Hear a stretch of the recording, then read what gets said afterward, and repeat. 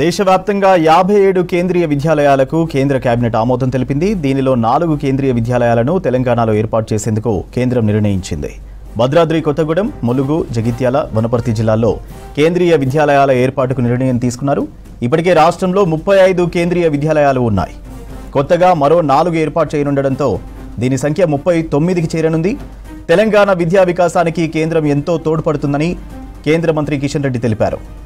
దేశవ్యాప్తంగా 57 కేంద్రీయ విద్యాలయాలకు కేంద్ర కేబినెట్ ఆమోదం తెలిపింది. దీనిలో 4 కేంద్రీయ విద్యాలయాలను తెలంగాణలో ఏర్పాటు చేసేందుకు కేంద్రం నిర్ణయించింది. భద్రాద్రి కొత్తగూడెం, ములుగు, జగిత్యాల, వనపర్తి జిల్లాలో కేంద్రీయ విద్యాలయాల ఏర్పాటుకు నిర్ణయం తీసుకున్నారు. ఇప్పటికే రాష్ట్రంలో 35 కేంద్రీయ విద్యాలయాలు ఉన్నాయి. కొత్తగా మరో 4 ఏర్పాటు చేయనుండడంతో దీని సంఖ్య 39కి చేరనుంది. తెలంగాణ విద్యా వికాసానికి కేంద్రం ఎంతో తోడ్పడుతుందని కేంద్ర మంత్రి కిషన్ రెడ్డి తెలిపారు.